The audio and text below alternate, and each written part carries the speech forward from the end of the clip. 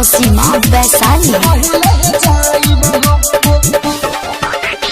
अशोक के सवन हम देवघर जाइब, पहिला सोमारी हम जलवा चढ़ाई।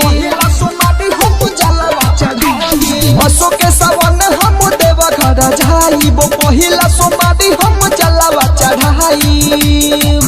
कान्हे धइले पानी कवार, धइले है पानी भोला के डगार की पहिले जाइब हो। जलधार बो हम फिलहाल, जलधार बो हम फिलहाल कि देवघर जाइब हो। जलधार बो हम फिलहाल कि देवघर जाइब हो। Bajrang recording studio.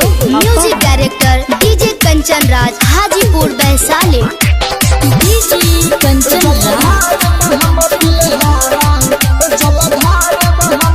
नीम चौक चौसीमा वैशाली। कि जाई सब दुख हमर मिटी, खिचब जब भोला के बूटी। कि नाही तनिको डराई, कि पैदल जाई बढ़ी।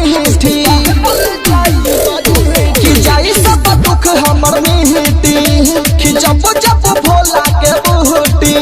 कि नाही तनिको डराई, कि पैदल जाई बढ़ी। पेन्हल है पानी के रुआ लेके चाहई मोया पल्ला भर के मन सपुराई बहो। जलधार बो हम फिलहाल, जलधार बो हम फिलहाल कि देवघर जाई बहो। जलधार बो हम फिलहाल कि देवघर जाई बहो। Music director DJ Kanchan Raj, Hajipur Vaishali. DJ Kanchan Raj, Neem Chowk Chausima Vaishali.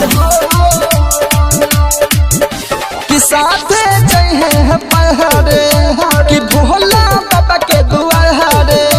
कि होई नहीं कोई तकलीफ हो, कि परसेल बदला फुहारे। कि साथे जइहे पहाड़े, कि भोला बाबा के दुआरे। कि होई नहीं कोई तकलीफ हो, कि परसेल बदला फुहारे। बाबा भोला के महिमा अपार, सब हो जाई सपना साकार कि नहरा लगाई बहो। जलधार बो हम फिलहाल, जलधार बो हम फिलहाल कि देवघर जाई बहो। जलधार बो हम फिलहाल कि देवघर जाई बहो। अशोक के सवन हम देवघर जाइब, पहिला सोमारी हम जलवा चढ़ाई। कान्हे धइले पानी कवार, धइले पानी भोला के डगार कि पहिले जाइब हो।